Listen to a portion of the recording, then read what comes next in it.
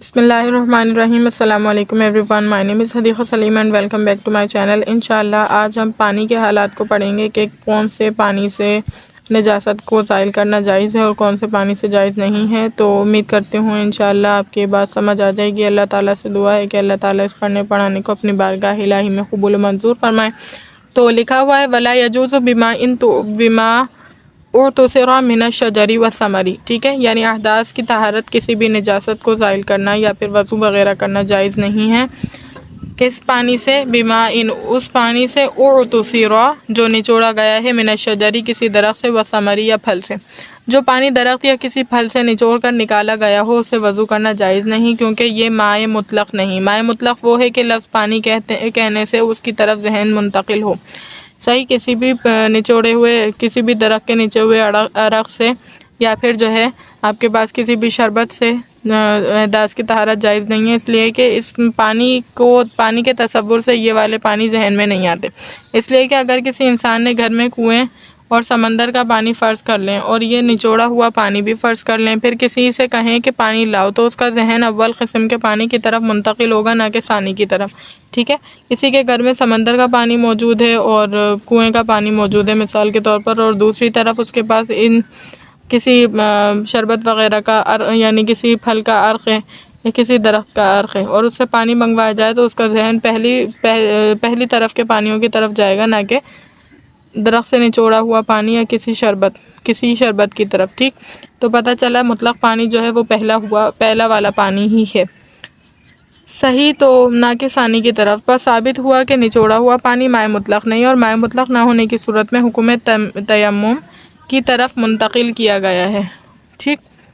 مائع مطلق نہ ہونے کی صورت میں حکم تیمم کی طرف منتقل کیا گیا۔ قال اللہ تعالیٰ فَلَمْ تَجِدُوا مَاءً فَتَيَمَّمُوا صَعِيدًا طَيِّبًا، یعنی پھر تم نہ پاؤ پانی تو قصد کرو پاک مٹی کا، صحیح۔ لفظ اوتوسیرا سے امام قدوری رحمہ اللہ نے اشارہ کیا ہے کہ اگر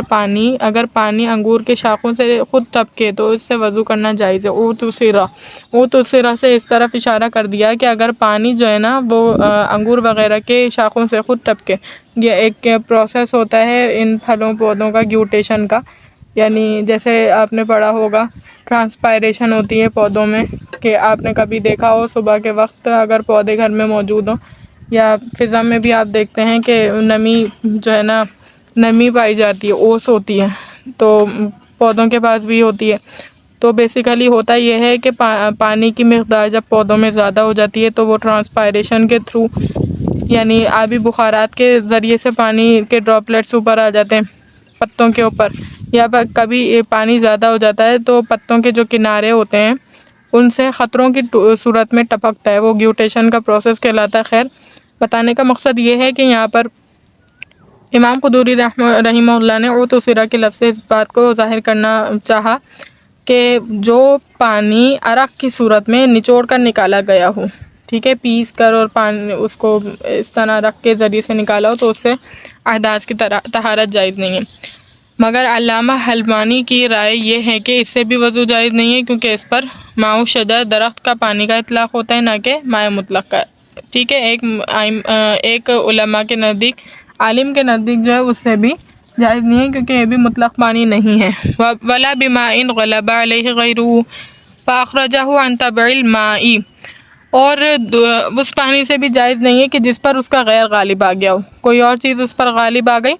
اور فَأَخْرَجَهُ عَنْ تَبْعِ الْمَاءِ، اور اس نے اس کو پانی کی طبیعت سے نکال دیا۔ کل اشرباتی، جیسے کہ شربت، والقلی اور سرکہ والا، وماء الباخلہ، اور آپ کے پاس جو ہے نا یہ لوبیا کا پانی، والمراقی، ٹھیک ہے، شوربہ، وماء الوردی اور عرق گلاب، وماء الزردجی اور عرق گاجر کا پانی، ٹھیک۔ اگر پانی کے ساتھ دوسری چیز مل کر پانی پر غالب آ گئی، یہاں تک کہ پانی کو اس کی طبیعت سے خارج کر دیا، پانی کی طبیعت رقت اور بہنا ہے، کوئی بھی چیز مل گئی پانی کو اس کی طبیعت سے نکال دیا، رقت اور بہنا یعنی پانی وسکس ہو گیا، گاڑھا ہو گیا، صحیح، تو رقت اور بہنا اس سے نکال دیا، تو ایسے پانی سے وضو کرنا شرعاً معتبر نہیں، جیسے شربت، سرکہ، شوربہ، لوبیا کا پانی، عرق گلاب اور گاجر کا پانی، کیونکہ ان میں سے کسی کو مائع مطلق نہیں کہتے، لہذا ان سے طہارت جائز نہیں ہے، صحیح۔ جس بھی چیز نے پانی میں ملنے کے بعد اس پر غالب بھی آ گئی ہو اور اس طرح سے ہو یا اسے پکا لیا گیا ہو تو اس سے وضو جائز نہیں ہے۔ پاک چیز کا پانی پر غالب آنے کی کئی صورتیں ہیں۔ نمبر 1، ملی ہوئی چیز جامد ہو تو پانی پر غالب آنے کا مطلب یہ ہے کہ پانی کو پانی کی طبیعت سے نکال دے۔ پانی کی طبیعت رقت اور سیلان ہے، صحیح؟ کوئی چیز جامد ہے اور جامد چیز نے آ کر کیا کیا ہے، پانی کو پانی کی طبیعت سے نکال دے، اور پانی کی طبیعت رقت اور سیلان ہے تو اس سے جائز نہیں ہے۔ یعنی جب پانی گاڑھا ہو جائے تو ملی ہوئی چیز غالب سمجھی جائے گی۔ دوسری، کبھی جامد چیز پانی میں مل جانے سے پانی کی طبیعت برقرار رہتی ہے مگر اس پانی کا نیا نام رکھ دیا جاتا ہے۔ جیسے پانی میں کھجور ملانے سے پانی کا نام نبیذ تمر ہو جاتا ہے، تو اگرچہ پانی کی طبیعت برقرار ہے مگر اس سے وضو جائز نہیں ہے۔ پہلی صورت یہ تھی کہ پانی پر وہ چیز غالب آنے کے بعد پانی کی طبیعت تبدیل کر دی تھی، اس نے رقت اور سیلان کو تبدیل کر دیا تھا۔ دوسری صورت میں پانی کی ٹھوس چیز ملی لیکن پانی کی طبیعت تبدیل نہیں ہوئی، جیسے کھجور کو پانی میں ملانے پر وہ نبیذ تمر بن جاتا ہے لیکن طبیعت تبدیل نہیں ہوتی، صحیح؟ تو مگر اس سے بھی وضو جائز نہیں ہے۔ تیسری ہے ملی ہوئی چیز مائع ہو، صحیح؟ مائع ہو تو دو حال سے خالی نہیں، یا تو پانی کے ساتھ اوصاف میں موافق ہوگی یا نہیں۔ اگر موافق ہے تو جیسے مستعمل پانی تو پھر غلبہ یعنی جو دوسری چیز ہے وہ لیکوڈ ہو، صحیح؟ کوئی لیکوڈ چیز پانی میں مل گئی، اب اس کی دو صورتیں ہیں کہ پانی کی طبیعت کے ساتھ موافق ہوگی، جیسے مستعمل پانی، وہ بھی پانی ہے وہ بھی پانی ہے لیکن وہ وضو کا نتھرا ہوا پانی ہے، وضو کے صورت میں جو پانی گرا ہے وہ پانی ہے اور وہ بھی پانی ہے، دونوں کی طبیعتیں ایک جیسی ہیں، صحیح؟ غالب سمجھ جائے گی۔ اب موافق ہوگی یا نہیں، اگر موافق ہو جیسے مستعمل پانی تو پھر غلبہ بالآخر اجزاء معتبر ہے، اجزاء معتبر ہے، یعنی مستعمل پانی کے اجزاء اگر غیر مستعمل پانی سے زائد ہوں تو ملی ہوئی چیز غالب سمجھی جائے گی، اور اگر اوصاف میں مخالف ہو تو دو حال سے خالی نہیں، یا تو تینوں اوصاف میں مخالف ہوگی یا بعض میں۔ اگر تینوں میں مخالف ہو جیسے سرکہ تو پھر اکثر اوصاف کے ظاہر ہونے پر ملی ہوئی چیز غالب سمجھی جائے گی، صحیح؟ یہ دو صورتیں بتائی تھی نا، اس میں اگر پانی میں مل رہا ہے تو پھر کیا ہوگا، اگر مائع مستعمل کی کوانٹٹی زیادہ ہے تو پھر وہ مائع مستعمل ہو جائے گا، پورا پانی مائع مستعمل میں شمار ہوگا۔ اگر پانی صاف ستھرے پانی کی پاک پانی کی مقدار زیادہ ہے تو پاک پانی غالب آ جائے گا، مائع مستعمل نہیں کہلائے گا پھر وہ۔ اور دوسری صورت بتائی کہ جو ہے نا ہر طبیعت کے اعتبار سے، پانی کی طبیعت کے اعتبار سے مختلف ہو، کہ رنگ بو اور مزہ بھی تبدیل ہو اس کا، جیسے سرکہ، تو پھر اکثر اوصاف کے ظاہر ہونے پر ملی ہوئی چیز غالب سمجھی جائے گی، یعنی اکثر اوصاف جب تبدیل ہو گئے تو ملی ہوئی چیز جو ہے نا جیسے سرکہ ملا ہوا ہے تو وہ غالب سمجھا جائے گا، اور اگر بعض اوصاف میں مخالف ہوں جیسے ککڑی اور کھیرے کا پانی تو پھر ایک وصف کے متغیر ہونے پر غالب سمجھی جائے گی۔ ایک وصف اگر بدل گیا نا تو پھر وہ کیا کہا جائے گا، غالب سمجھا جائے گا۔ ککڑی اور کھیرے کے پانی کی مثال دے دی۔ فائدہ بعض شرح کی رائے یہ ہے کہ مذکورہ بالا عبارت میں اگر شوربہ سے مراد وہ ہو جو درخت سے نکالا گیا، اشربہ سے مراد نکالا گیا ہو، جیسے انار کا شربت، اور سرکے سے خالص سرکہ مراد ہو تو یہ دونوں اس پانی کی مثل ہوں گی جو درخت اور پھل سے نچوڑ کر نکالا گیا ہو۔ لوبیا کا پانی اور شوربہ اس پانی کی نظیر ہوں گے جس پر دوسری چیز غالب آ گئی ہو، اور عبارت میں لفظ نشر مرتب ہوگا، یعنی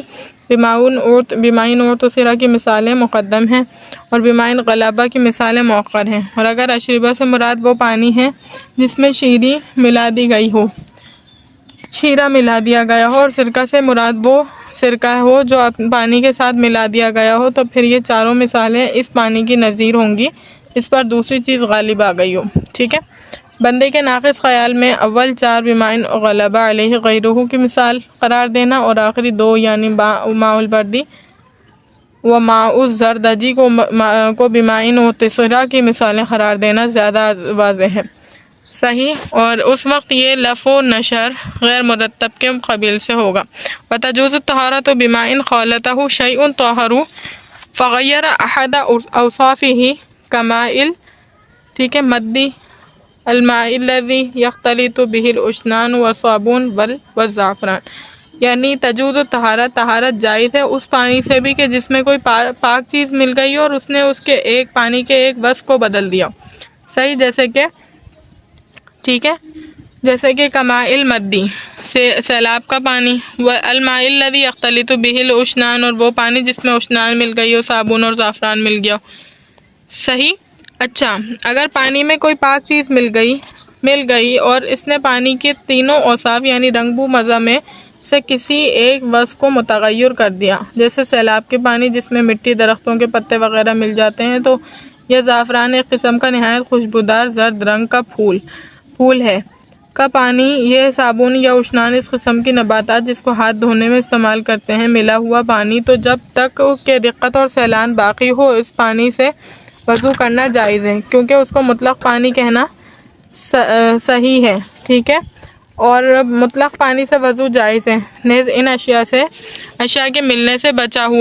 بچنا ممکن بھی نہیں، اس لیے اس سے وضو کرنا جائز ہے۔ بیسیکلی پتہ یہ چلا کوئی پاک چیز پانی میں مل گئی اور اس نے ایک وضو کو بدل دیا، رقت اور سیلان باقی ہے، رنگ، بو، مزہ میں سے کچھ بدل گیا، تو اس سے وضو کرنا جائز ہے۔ اشنان اور صابن وغیرہ اور سیلاب کا پانی اس کی مراد ہے، کیونکہ عام طور پر پانی ان تمام چیزوں سے بچ نہیں پاتا۔ امام قدوری رحمہ اللہ کی عبارت سے یہ اشارہ ملتا ہے کہ اگر پانی کے 2 یا 3 اوصاف متغیر ہو گئے تو اس سے وضو کرنا جائز نہیں ہے، مگر صحیح ہے کہ اگر پاک شے کے ملنے سے پانی کے تینوں وصف متغیر ہو گئے تب بھی اس سے وضو جائز ہے، بشرطیکہ کہ رقت اور سیلان باقی ہو، رنگ، بو اور مزہ تینوں بدل گئے، لیکن اگر رقت اور سیلان باقی ہے نا تو پھر بھی اس سے وضو کرنا جائز ہوگا۔ امید کرتی ہوں لیکچر اچھی طریقے سے سمجھ آ گیا ہوگا۔ اللہ تعالیٰ سے دعا ہے کہ اللہ تعالیٰ اس پڑھنے پڑھانے کو اپنی بارگاہ الہی میں قبول و منظور فرمائے۔ وآخر دعوانا الحمد للہ رب العالمین۔ السلام علیکم۔